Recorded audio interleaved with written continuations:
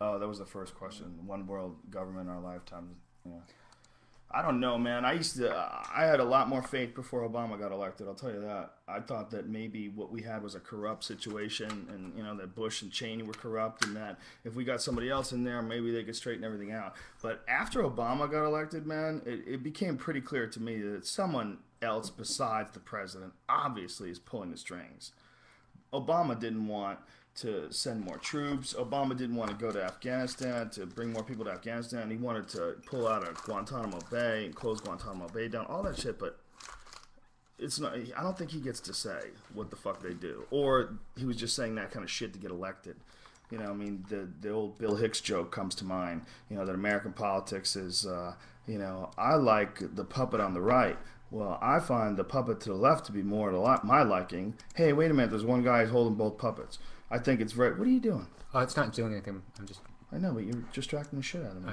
You're closing the screen, moving shit around. Fucking psycho. He's a tweaker, but not like the meth kind. Like, he has to tweak things.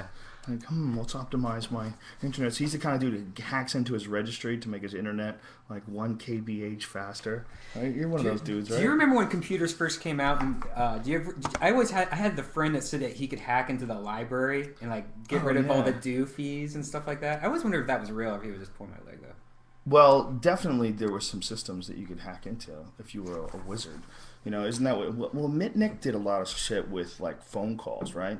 Didn't he like get information from people? Yeah. Like, it wasn't even that he was like this great hacker. It was just he was kind of like a con man. By the way, did you read that they just hacked the 21-year-old code that scrambles our phone calls on cell phones? So now, and the hackers put it on the internet so anyone could have it. So now, I mean, of course, it's probably not going to happen to us anytime soon, but now there's actually people that have the code that they can listen to your phone calls. Listen to your phone calls. Holy shit.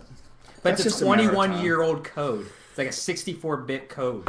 I think that's where the world is headed to. I think that's the future. The future is there's not going to be any private information. I think what we're seeing with like this Tiger Woods thing, I think we're seeing the future of things to come. I mean, with him, it's obviously that he's a celebrity, but the way that everybody is swarming after this information, me too, man. I can't fucking put down an Us Weekly. If I see an Us Weekly at the market and there's some new Tiger Woods information, I grab that. I can't fucking help it. Well, I think eventually there's not going to be any secrets. I think eventually we're going to get to a point where the way information is being distributed is changing the way we feel about information. I mean, it's a weird... With celebrities, it's one thing. We're looking at it like, well, these are famous people, and, it's like they give up that right.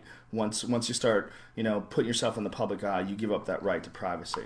Well, eventually that's going to happen. Like, it's happening with Facebook accounts, too. Like, girls are doing stupid shit in their Facebook accounts, and it gets all the internet. And they go, well, she gave up her right when she put it on Facebook. Well, it's like that new Google goggles, where you can just take a photo of anything, and it figures out what it is and then searches it for you. So you can now like go to if you see like a can of pop, right, you can take a picture of it. It knows what it is, Googles it. But it's starting to get where they're going to do it where you can do flowers and plants and anything. So pretty soon everything's going to be Google searched. So there is no privacy. So while I'm here, I could, you know what I mean? Like yeah.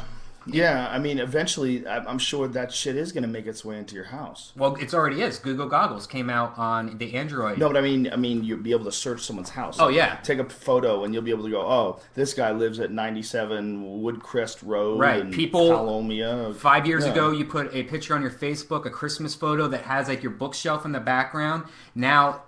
present day, that's going to start researching every single book that's on your shelf, and it's going to put it in a database somewhere and a GPS location. You know what I mean? So like when you're searching for something, you're going to be like, oh, Joe has that book at home.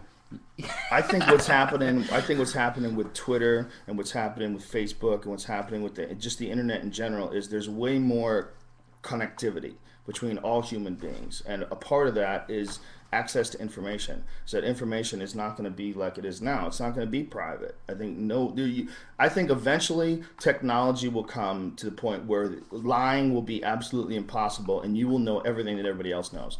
And everyone's going to try to hold back on it for a while because people have a lot of dirty secrets. They do a lot of creepy shit. But I think ultimately it's probably going to be good for everybody. I do think that that's where we're headed. I think we're headed to a point where everybody has access to all the information that everybody else has, and not just like you go on the internet and you search for it, not like in a rudimentary way where you have to actively look for it. I think it's going to be right there. I think there's going to eventually come they're going to eventually get to a point where there's some sort of technology that's created that allows human minds to interface with other human minds. I think that's definitely where this is all going. I mean, when there's talk of neural implants and all these different things, people think that's all crazy, but that's a small step from where we are in comparison to where we were just a couple hundred years ago. I mean, a couple hundred years ago, the fastest mode of transportation was riding a fucking animal. Think about that. You had to ride 300 years ago. The fastest shit on land is to ride an animal or have an animal pull you behind something with wheels. Or slave. Yeah, but slaves can't run as fast as animals. Some of those guys can. No way. Not a horse. This guy's an idiot. I can't even believe I'm doing this. But, I mean, think about what a monumental leap between the transference of information today in 2009 and in 1709. I mean, think about what we can do right now. We could send a fucking picture across, space. Send it through the air, and it literally arrives. I mean, if I have a friend in the UK and I want to send him a picture in a text message, I can take the picture, send it, and it gets to him, whoop, just like that. I mean, that's fucking incredible. I mean, it literally will get there in seconds. We can't even fathom how nuts that is because we do it all the time. What's coming next is going to make that seem like riding a horse. That's what's happening. That's what I think is happening.